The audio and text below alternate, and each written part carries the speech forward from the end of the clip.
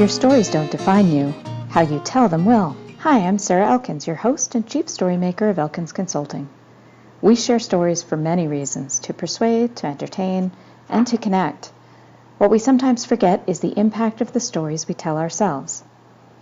Whether you're sharing personal stories or business stories, how you share them makes a difference in how you remember them and in how you're perceived by the people you're sharing them with. When you figure out which stories to share, difficult bosses, coworkers, successes, failures, the next step is to develop how you share them. In this series, you'll hear stories that will resonate with you. You'll nod your head in understanding, and then we'll dig into the lessons from each of those. When I'm working with clients on communication skills, I remind them to listen for understanding, not to respond. But during this podcast, I'm asking you to consider your related stories, to listen and consider which stories in your life might have impacted you in a similar way. This episode's theme is developing a human workplace, which is a little ironic because if people are involved at work, shouldn't all workplaces be human? If you've ever worked in a toxic environment with people who aren't nice to be around, or with a clock-watching, micromanaging, unsympathetic boss, you know what I mean by inhuman workplace versus human workplace. I had the opportunity to dig into some personal stories with my friend Mary Schaefer, who shared some of the incidents and relationships from her past that now color who she is and how she can successfully work with leaders and leadership teams to improve their relationships with their employees. Everyone I know has had difficult work situations. Some learn lessons to become better managers, while others continue those patterns they've learned without any real self-reflection. What makes a good coach and a good manager is a person who learns what not to do as a result of those experiences and find ways to balance those lessons and help others learn them as well. Well, hello there, Mary Schaefer. I am happy to introduce you to the podcast, Your Stories Don't Define You, but How You Share Them Will. And for our listeners, Mary is a friend that I met a few years ago on LinkedIn who really focuses on consulting people to help them be better leaders in understanding, recognizing the humanity in their workforce. And we talk a lot about the human workplace and what that looks like and why it's so important. So the first question I'm going to ask you, Mary, is the question I always get some really fun answers to, which is, tell me something that other people might not know about you, something that we wouldn't find on your resume or your LinkedIn profile, or even somebody that knows you now might not know about you. Yes, I love this question too. And it took me a while when I first got it, like over the years ago. And it came to me accidentally, of course, when I was riding with someone in their car. And we had an opportunity to parallel park. And what it made me realize is I can parallel park on either side of the street, and not everyone can. That's true.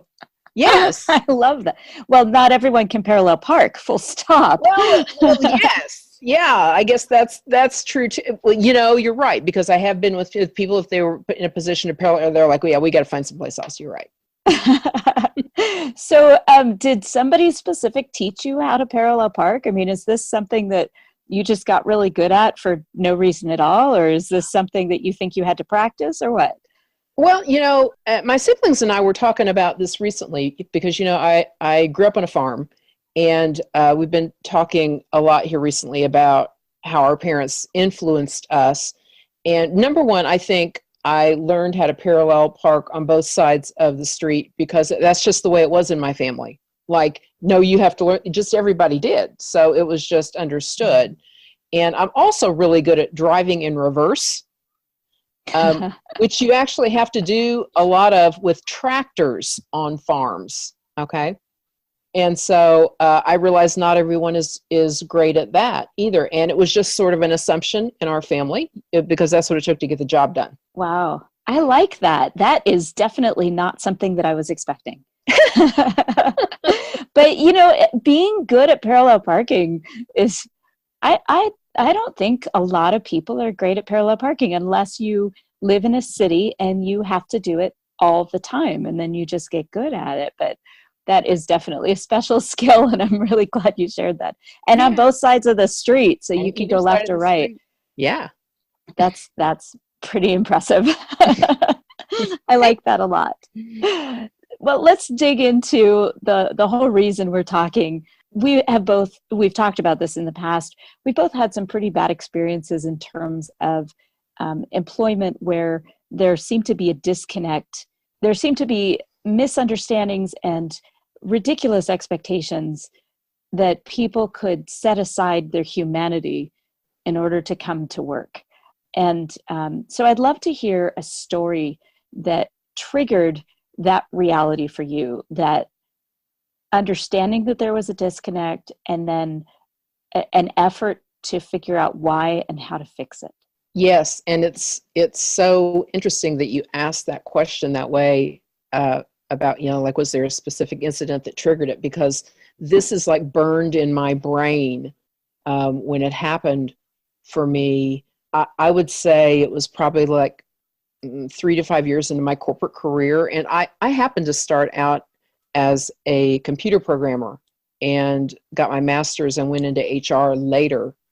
But I was in the computer group, and back when we still had computer operators that actually like put tapes, on the tape drives and did backups and made sure the system was being maintained and monitored all the time. And I knew that they were my best friends, because if I didn't have a relationship with them, I was less likely to get things done well. And it wasn't as strategic as that at the time. It just sort of came naturally to me to know that. And so I spent time with them. And my boss told me I was wasting time, that I spent way too much time with the computer operators. And in fact, one of his peers, who I thought was my friend, I'm sure he thought he was being my friend, told me that I really need to stop spending so much time with one of them, because she and I became friends and were outside of work. And he said, "You're never going to get promoted if you keep hanging around with her." And which I just thought was bizarre. And it all played out one day because my boss, that guy he was not a great person. And to me, he had classism going on, because the computer operators were in a different class, non-exempt positions, than those of us in professional or management positions. And I noticed the way he talked to people in different jobs differently. And he assumed like they were trying to get away with something, like questions about overtime or needing to take time off to take I overheard him say to one woman when she had to take her child to the doctor, "Your husband can't do that?" And I'm like, whoa, I'm not sure you really know anything about her situation, but okay. Anyway, he also would not be forthcoming with information.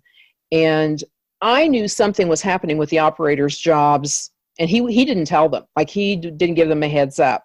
And I understand, like waiting until you have more information, but there was really no reason that I should have more information than they did at that particular point. And we were in a staff meeting, and he was like talking around the issue. Now, granted, I was young. I don't know if this was the best choice or not, but I started asking him questions to put him on the spot, to like force him to say more in front of the operators. And I'm not sure how that went. I'm sure he didn't tell all that he could have. But after the meeting, he came to my office. I remember what my office looked like. I remember where I was standing. I remember the clock on the wall. I don't remember what time it was. I do remember he shut the door and stood over me and said, "Whose side are you on?" And I said, "I wasn't aware we had sides." And he said, "You will never be management material because of the way you handle this type of thing." I found out months later that they could hear him down the hall yelling at me. And I remember distinctly looking away from him, looking ahead at the wall in front of me and thinking, if this is what it takes to be a manager, I think I'm going to take my chances in treating people the way I think they need to be treated. and see what happens. Now, I totally own that I didn't finesse that really well, but that's what happened, and that was the decision-making moment to me. I can still see that wall that I was looking at when I made that decision. Wow. So when you're in the room and he's trying to talk to the operators, but not very well, and you're asking those questions, are you thinking, I mean, do you remember specifically choosing to take that tact to Yes. ask him those questions? Yeah. So it was a very conscious decision. Yeah. And I'm guessing that you thought that was the right thing to do at the time, regardless of whether you were kind of sabotaging your relationship with him. Is that accurate? I can only believe that was the case, Sarah. It's like I couldn't sort of stop myself because to me it was so wrong, and I could not abide it. I could not sit there and do nothing. Well, that's part of what makes you who you are. That's called integrity. And no matter how old you are or how young you are, having that desire to address an issue like that, I think is huge. Wow. So tell me what happened after that. Did he keep his job? I mean, what happened? Because he sounds like not a very good boss for one thing, but so what, did anyone come to you afterward because of the yelling, or what happened after that? Yeah, nobody did. And one interesting sort of side story around this, after that, okay, this was months later, he came to me saying that there was, believe it or not, there was an announcement they needed to make to the operators about something about their jobs, and he wanted me to present it and to them because he thought they could hear it better from me than they could him. And again, accurate. I'm very young, but I just blurted it. And I said, you know what? I know I could deliver this message. I already have a good relationship with them. I can't believe I was impertinent enough to say this. I think it would be a good developmental opportunity for you, actually, oh my God, to get in front of them and deliver this message. And goodness. I was really, he took it. And I know I didn't deliver that message, so I guess he did. I don't remember the rest of that. Fast forward then a few years, I have transferred away from that site and then back again. Okay, I was gone for 2 years and then came back. And things had changed a lot. We got a new leader at the plant, and suddenly it was in vogue to be the way I was. And that guy was on board with that. And I remember he and I having a conversation and him telling me how good I was at that. And I'm like, you are blowing my mind. But here's the thing though. If you look back at this guy, I guarantee he was emulating the bosses of his past. And that was all he knew. And I have heard this in the past, surround yourself with the level of the people that you want to be, dress for the job you want, not the job you have. You hear all that kind of stuff. Right. So it makes sense to me that was the path he was taking, because that was the path he thought would work for him. And my guess is that when you said, no, this is a good developmental opportunity, you should do it, that he had the opportunity to really consider what you were saying to him. And I know a lot of people would have turned that down. A lot of people would have been furious with you. But it sounds to me like he knew that he was on the wrong path once he realized your relationship with those people. I can't be as confident as you are about that, Sarah. To me, I think he let it go, and because he knew he wasn't going to get anywhere with me, perhaps. And I also know your point about him not having, that was the only leadership he was shown, even though it was bad, and so that sort of made him who he was. I saw him, he went along with whoever was leading him. He was that type of person. So I'm not sure it really made any significant impact. So he was one of those chameleon managers. Yeah. He did what he needed to do to be successful without ever checking his gut test? Huh. Yes. Wow. I always struggle with that. I understand it, but at the same time, I have respect issues when it comes to people who choose to follow whoever is leading as opposed to follow their instincts in terms of a human workplace. One of the things that you said brought back a memory of, I worked in restaurants for off and on 15 years from high school on into college and right after college. And I remember vividly one of the restaurants where I was working was brand new. And I was hired as one of the shift managers for the cocktail waitresses in the bar side of the restaurant. And I would go in and talk to the cooks. And I'd go back there and we would laugh, and I would do, I would say something like a movie line that I knew they would get. And I made friends with them, partly because they were way more fun to talk to than any of the people at the front of the house. And I remember vividly, and this just came back to me as you said this, the manager telling me that I needed to stop being so nice to the cooks. And I remember looking at him and being so puzzled by that. Why would I stop being nice to anyone, much less the guys who are making the food? I mean, it's just so puzzling to me that anyone could think in those terms. Huh. I think it's threatening to a degree. I guess. But what your boss's friend said to you, that you won't be promoted as long as you are making friends with people who are not at a level that you want to be. I don't know. Where do you go from there? It's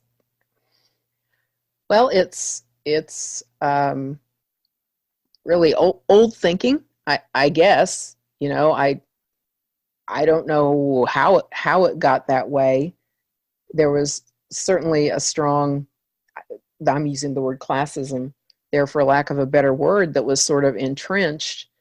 What you're also helping me remember is one of those operators actually over a few years got promoted into an exempt position.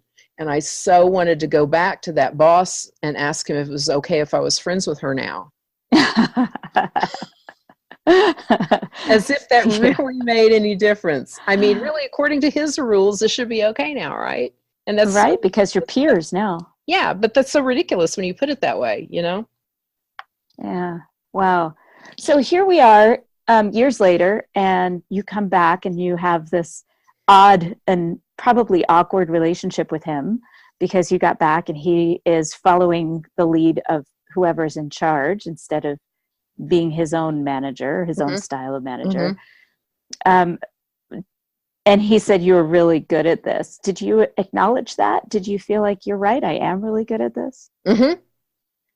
And do you think it was partly because of the lessons you learned from having him as a bad manager?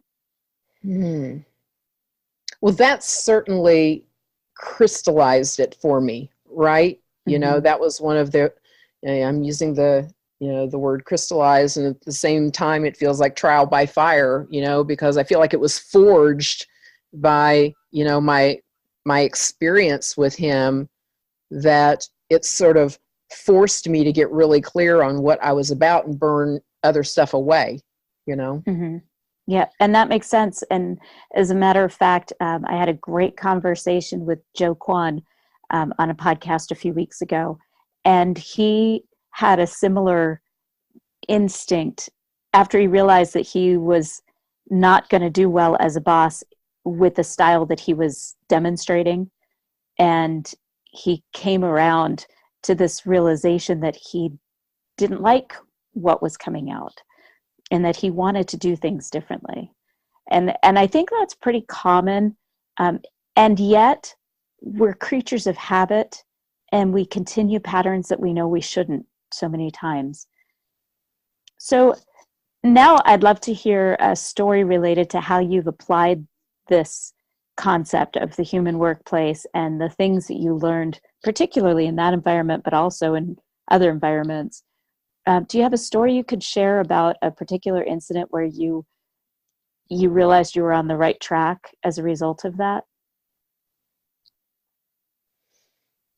Um, one sort of simple one is, I transitioned from IT into HR, and within a corporation that can take a while to actually sort of change occupations Mm-hmm. within that. And I finally got my first real HR job with any sort of authority, and it was at an R&D facility. It was with a lot of scientists, and many of them became managers. And I interviewed um, all of those that I was going to be serving on the leadership team, and I asked them things like what they were getting from HR and what they liked about what they got from HR and what would they like more of from HR. And I remember one particular manager saying to me, what am I getting from HR? Nothing. And what would I like from HR? Nobody's ever asked me that before, so I don't know how to answer that question. Oh, ouch. Yeah. Yeah. And I was fine with that because that's one reason I got into HR. I felt like we could shift, a bit in the impression people had of what HR could offer. And I felt like if human is in our title, that we should act that way. And I wanted to, I wanted to model that. Mm-hmm. And so it was interesting. I would go to their meetings to understand what was going on with them and how I could help. And I actually got suspicious questions from some of them around, why are you here? Mm-hmm. Thinking I was going to interfere in some way that would be unhelpful.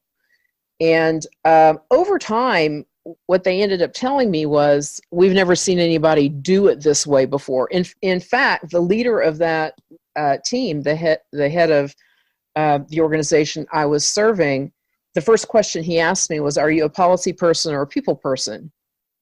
And I said, well, yes, I'm supposed to keep you out of jail and the company out of trouble, but I always think about people first and how we can get them what they need and treat them like human beings before we immediately go to no, which will often happen, or Mm-hmm. whip out a policy. And he was comfortable with that. And what I was told was they had not seen anyone do HR like that before. And I got it took a while for people to shift their thinking about how that could be different. And one particular way that played out in a sort of more hefty way is that we wanted to create a new job family because people in a certain level of jobs would top out at about age 32 to 35. And then they had, 20 more years to go and were they ever going to get a promotion. So we put together a team around that. I wasn't going to do that by myself, and included people who would be affected by this, at many levels. And because they would have some ideas for how to address it. Indeed. And I didn't want it to be all about HR's idea, good or bad, Right. And I distinctly remember us getting ready to roll it out, and we were thinking through, all of the questions people would ask, including objections and suspicions and things like that. And I remember one of the women on the team who potentially, was in a position to get promoted into one of these jobs one of these days.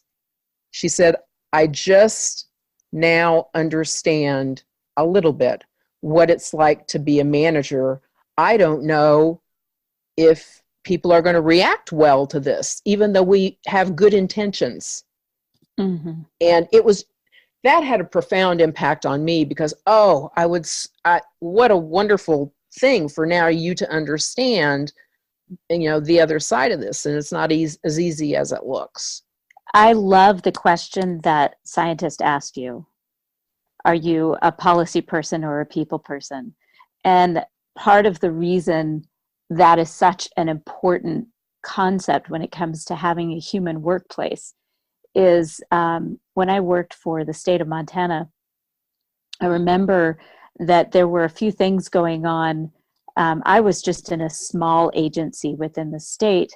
And I remember the governor's office at the time started handing down these policies, these statewide employment policies, like not being allowed to use your cell phone for personal use during your workday unless it was an emergency. And I laughed out loud when I saw that one come across everyone's emails, a statewide email message. Every employee of the state of Montana received this email message saying that this was the new policy. And I remember chuckling, thinking, well, who in his office was playing around on her phone or his phone that made him mad enough to set a policy for the entire state? And that was my experience of realization, or my realization that you can't replace good management with policy. You just can't do that. And first of all, you can't enforce a policy like that. And second of all, if you are making a policy because one or two people are having a problem with it, you're making a much bigger problem than you should have. And to be able to manage people, and that comes right back to that whole idea of these are human beings. They're not machines. And the more you manage them like human beings, the more productive they'll be. So then the other thing that popped into my head when you were telling me about this was that idea of how your good intentions don't always translate. So when you rolled out that new idea, how did that go? And did your good intentions translate? Did you have a strategy for unveiling it? I mean, you knew generally the questions people were going to ask and the fears that people would have, the objections that they would have. How did that go? It ended up going pretty well. The challenge we had was mainly based on old thinking. No matter how much we tried to address it and shift it, it was who's ever been in the job the longest should get the next promotion. That was the biggest. We know how well that works. Right. That was the biggest misunderstanding and assumption made, no matter how much we talked about it. And oh my gosh, I had to work with the managers to not succumb to that assumption around right. The jobs are created only because they're needed, not because you have someone who's been in that job for 15 years and you think is ready to be promoted. The job is only created if the job is needed, and then you put the appropriate person in it. And it felt like it was more person and experience driven rather than business need driven. And we were certainly doing something so they wouldn't feel topped out, but it also had to have a business reason for those right, jobs to be in place. And so I think we succeeded more than not in that case. I can't tell you how it played out after I ended up leaving, but I think we set the foundation as well as we could. Oh, that's really interesting. So many times these bigger organizations will promote people to management levels without any concern about whether they'd make a good manager. And I see that especially in government agencies. Well, he's been here 8 years and he needs to move up, and so we're just going to make him a manager. And I saw this a lot in government agencies. And particularly what was interesting was they would get somebody into a position of management and they would be horrible. And people were leaving, like mass exoduses from certain agencies. And then they would move that person to another part of the agency to stop the bleeding, but they still didn't give them any training. So they would do the same thing in another place, another department within another agency. And I cannot even tell you how many times I saw that happen. Yes. And it's just crazy. It also, that other story, trying to make that change and kind of their fears or discomfort with that change, it just comes back to the fact that they are just as much an important aspect of our human workplace as the people who do get it and want that change. And I think sometimes we forget, at least I do, that it takes all kinds. You kind of want to surround yourself with people who get it and want to make change and want things to improve. And yet you still have to have that aspect of another perspective. Well, this is why we've always done it this way. I can't stand to hear we've always done it this way, so we're not going to change. But if you can present a question to them, well, why have you always done it this way? And is that still a valid reason to continue to do it this way? I'm going to be thinking about this a lot. That idea that just because they are the dinosaurs in the room doesn't mean they have less value or less input into what we would consider a human workplace. And we have to value that. Right. And one thing I picked up around that, and I picked it up from a colleague and sort of adapted it to my needs, is when I got in a position where like I had a new idea or I wanted to roll something out. And particularly if I wanted it to be successful and we were getting further down the line, I would often position things as pilots so people wouldn't like get too threatened or put off by it. And I wanted people in the room who were gung-ho and got it. And I would also search out or ask for people to be in the room who would be challenging but not impossible.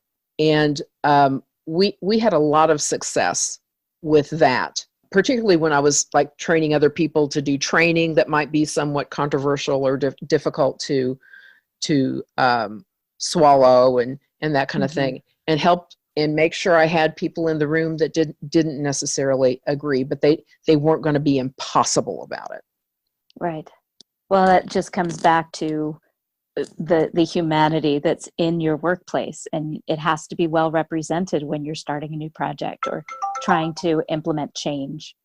So it just makes sense to have a diverse team there, helping to not only come up with the project itself and the details of the project, but how to present it to other people later on, especially the ones that would have been impossible to deal with. Because if you have somebody who was convinced or participated enough to have that buy-in, that's also probably the same person that can help address the people who would be so adamantly against it. Yes. I if you can take one more brief story. Of course, please. I remember one particular situation. We were rolling out how we wanted to treat each other. We had a whole process around that, our values, what we could expect of each other, if things went awry, reconciliation processes, or if needed, reporting processes and that kind of thing. And I had one tough person on my team. I chose her particularly because she was so tough, and she was so tough in one meeting. I asked to meet with her one-on-one, and I started talking to her about what she planned, and she just kept saying, basically, that'll never work. And managers are not going to listen to what you're saying, Mary. I don't care if you think you can influence them. It's just not going to happen. And I had the package in front of me of paper, and I pulled the trash can over by my table that was between us, and I just slid it into the trash can. I said, okay, we'll just not do it. And then was silent. And she said, no, I didn't mean that. And I'm like, yeah, I know you didn't. And I guess I called her bluff. I don't know, but I have to admit that's the way I felt in the moment. Okay, well, we'll just not do it.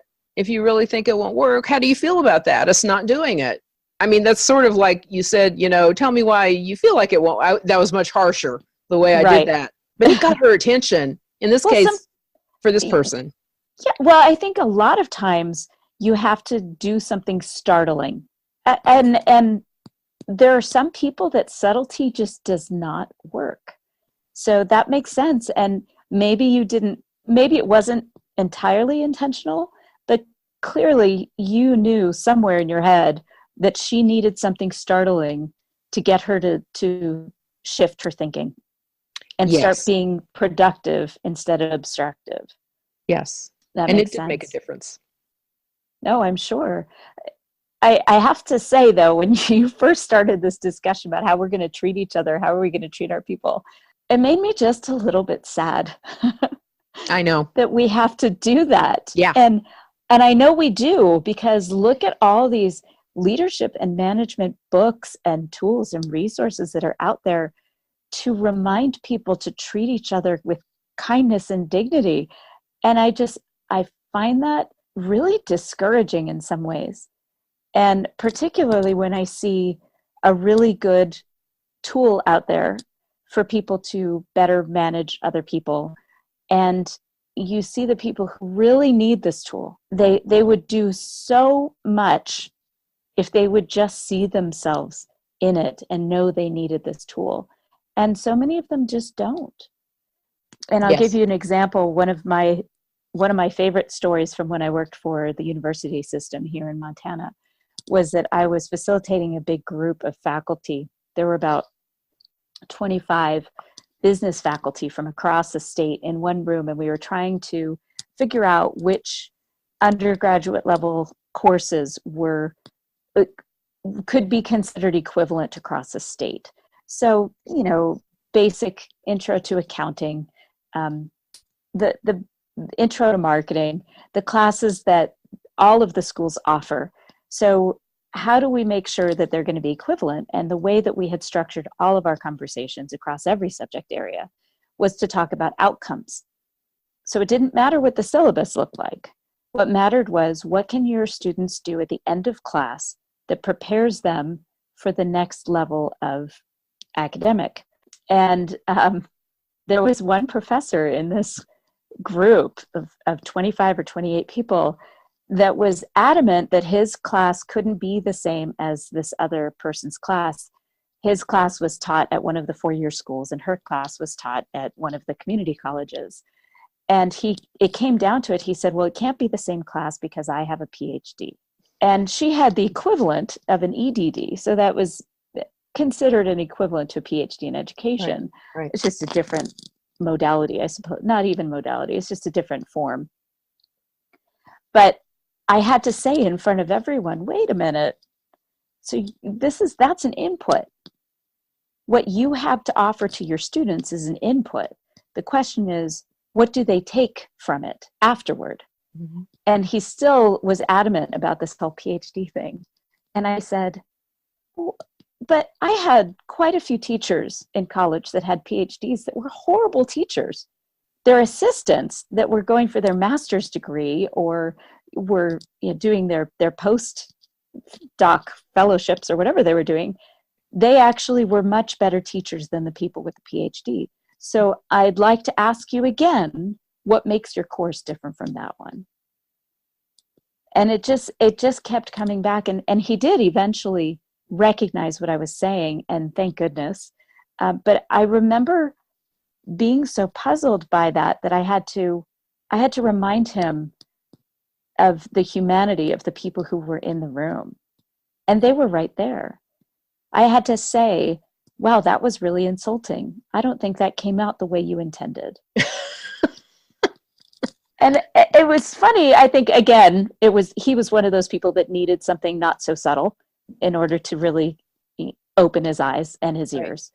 Right. And but I keep coming back to this whole idea that people need to be reminded that they can keep growing and keep improving and be better managers, and that even if you are a great manager, you can continue to learn and grow and mentor other managers. Yes. I think that's the ultimate goal as an HR person, is to improve the humanity in the workplace by making sure managers understand that they're working with humans. Yes. So one last story I'm going to ask you. Okay. What's something that you worked on recently where all of this came together, where you were able to really, where it really lit your fire when you realized, yes, this is why I do what I do? I think something recent that's been most gratifying is that I'm working with a client right now whose organization doesn't have a chief HR officer. And it turned out that the chief finance officer is who reached out to me. And he wanted to better prepare the managers in his small organization to lead people and manage better. They really hadn't had any training. And something that's been really gratifying and encouraging, to your point around being discouraged, right? Mm-hmm. Is that not that CFOs can't be human at work, but that's not where I would have expected it to come from, right? And he and I have had several hours of conversation now, and and he wants to lay out a manager development program for his organization. And I love working with him because without even knowing it, he has such a natural understanding about how human beings work, which in my occupation translates a bit to organizational development, because we've had to talk about how do we position this, what do we talk to them about, where is the C-suite on this, so they're reinforcing these behaviors and not inadvertently undermining things. Mm-hmm. What's the cadence that makes sense? How much time will we take to where they don't get absolutely itchy and aren't going to be listening to me anymore? And he is willing, and in fact comes naturally to most of those points, which to me are really basic things, like your point about them rolling out that policy about cell phones. Mm-hmm. Just a little thought about how that was going to land, would have made that go differently, perhaps, right? And to me, there's just no point in rolling something like that out unless you think about these points that are going to increase the likelihood of it being successful. Mm-hmm. And so context is a big thing, and all the planning and positioning of it.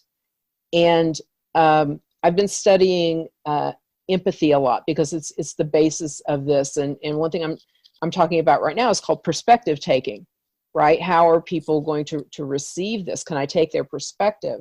And mm-hmm. something that's really jazzed me here lately is working with a client who gets it, actually. Yeah.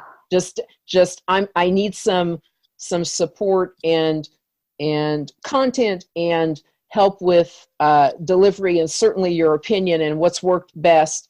But him just having some of these things come so naturally is so encouraging and really delightful to work with. That's terrific. What a relief to have somebody like that to work with. That's terrific. I'll be looking forward to hearing how that goes at the end, what kind of success stories you can get out of there. Yeah. Sounds great. Well, thank you so much for taking the time to chat with me about this, about the human workplace and all that entails. I'm sure we could speak for hours and hours about all the other aspects of humanity in the workplace, like when you are dealing with somebody that has had a health issue, or how people deal with things when things are not good at home, and what you have to do to keep that employee in a good place to be able to be productive and effective. And so at some point I would love to circle back on this and get into more detail about that kind of issue, human workplaces. Sure. Good. Well, thank you so much. And for our listeners, the associated blog post will have a link to Mary's LinkedIn profile and her website. And you can certainly link up with her on LinkedIn by clicking on that profile link, and also check out her work. She does some pretty amazing, I would call it outstanding work with leaders to help them be better leaders and help prepare for succession planning and really build your understanding of your workforce. Is that accurate? I think so. Good. I think it is. Yep. Well, thank you so much. And we will talk again in the near future. Okay. Thank you, Sarah. Thanks, Mary. Thank you for listening to Your Stories Don't Define You, How You Share Them Will. Please visit my website for more podcast episodes, blog posts, and information about how I can help you develop and share your stories at elkinsconsulting.com.